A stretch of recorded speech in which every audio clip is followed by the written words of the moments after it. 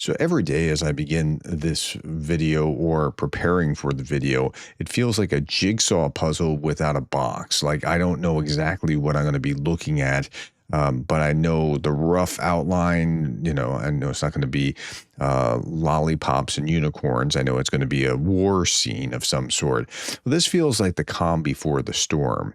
What I've seen today and what I know is coming, the only way I can label this is the calm before the storm. So 1,290 Russians off the battlefield. That's historically low, not low for March, but it's low for April. And at the end of March, it started ticking up, and it's going to tick up more. And I'll talk about that in just a moment. 1,290 Russians off the battlefield, 5 tanks, 14 armored fighting vehicles, 43 artillery systems, 107 vehicles and fuel tanks. And today is April 8th, 2025.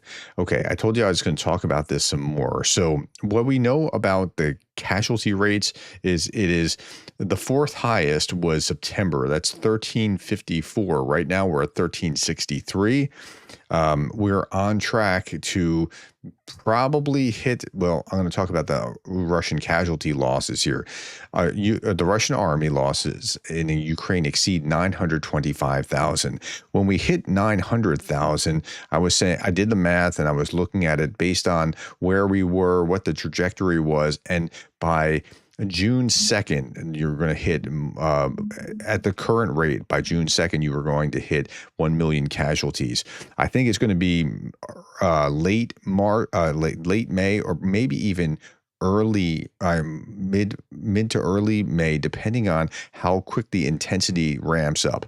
I don't think it'll be early May, but if the offensive starts sooner than later, and it's about to start, make no doubt about it, there's going to be another Russian offensive here, and it's going to be 3 to 6 months, perhaps. I wouldn't put a lot of stock in a ceasefire, but you'll see 1 million casualties at least by late May if everything else holds up. Okay, that's where we are right now. Now, yesterday was very strange. Last few days, it's quiet in terms of Shahed drone attacks. Overnight, Russia only launched 46. That's remarkably low. That's like the lowest I've seen in months. Other than, the day before that, where I didn't see anything. 9 of which were shot down. 31 were lost in location or suppressed by electronic warfare. And this is really weird. It remains unclear why Russian forces did not conduct any long-range strikes on the night of April 6th to 7th. That's not last night, but the night before that, having done so daily since December 12th, 2024. So again, I'm left scratching my head. Were they doing that because they're low on drones, or because they're just saving up for one big blitz? I can't tell, but it feels off. Russia used large-scale military drone strike series on the night of April 5th to 6th to experiment with strike packages to increase their effectiveness, and Russia may be preparing to conduct another large-scale strike package in the near future. That's my concern. So when I see it very low like this, I get nervous. Okay, so let's keep moving. Over 77,000 Russian targets hit, destroyed in March using drones.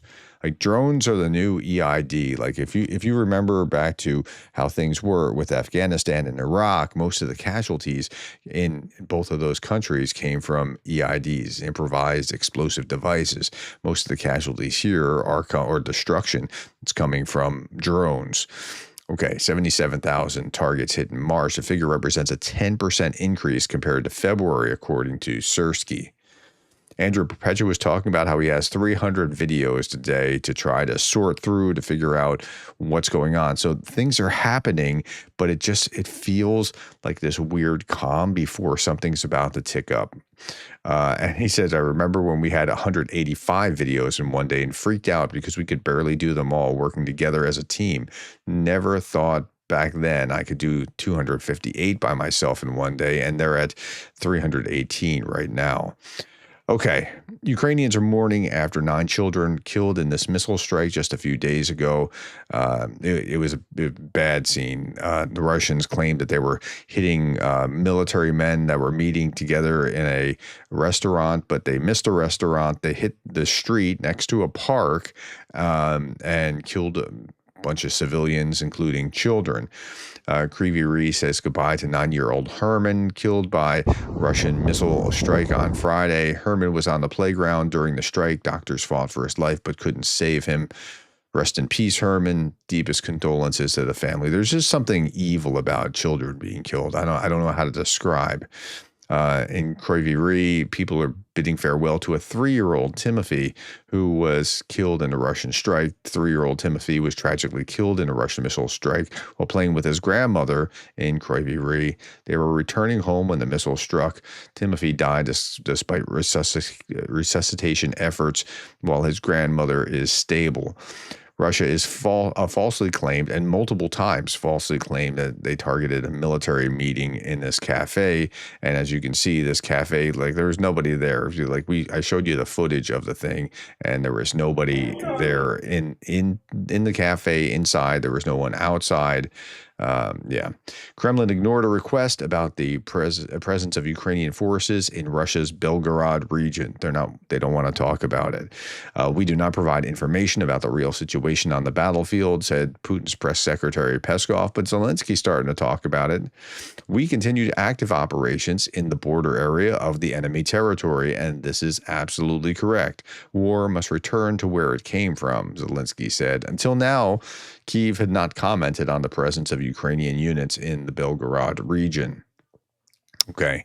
Other news, Da Vinci Wolves Battalion has been expanded into an assault regiment, the first separate assault battalion named after a hero of Ukraine, Dmytro Kostobalio. I'm sorry if I mispronounced that. Has grown into a regiment, not just a battalion, into a regiment after an active recruiting campaign from January to February of 2025. And this includes both volunteers and enlisted convicts.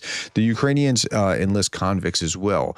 And what's going on there is that their convicts are, they don't take like hardened psychopaths like murderers, rapists, those for treason, psychological kind of stuff, but they do let them, purchase their freedom with service back to the country, just like Russia has done. But Russia's program was very different in character.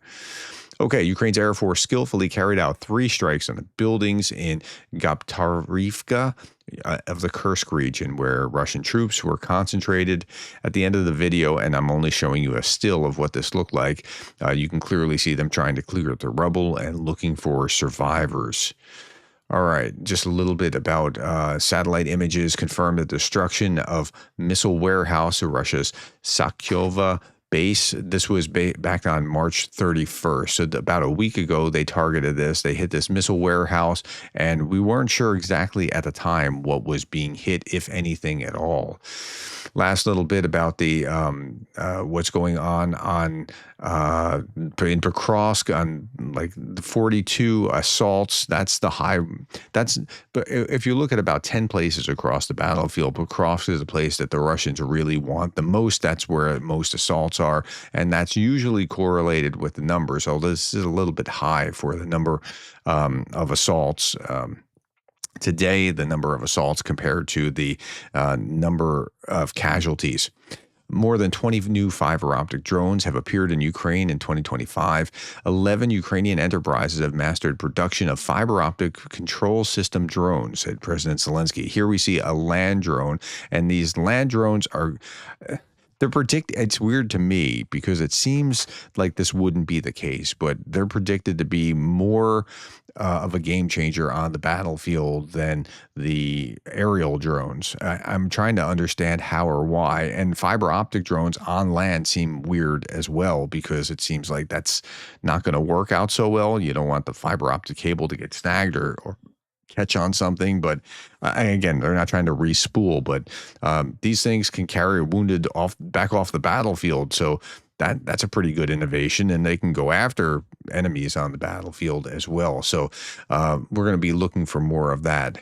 All right, last little thing that I want to show you here is this pilot saying, wishing you a productive Tuesday, and Darth Putin saying this on this day in 2022. We attacked a railway station full of civilians at Kramatorsk, killing 60. We claimed that we didn't have the missile that we did because the hard part about doing propaganda is that the past changes so quickly, you have no idea what will happen yesterday. All right, my friends, that's all that I have right now. Thank you for your time, the likes, the shares, and the subscribes. And thank you for being the kind of person that cares about Ukraine.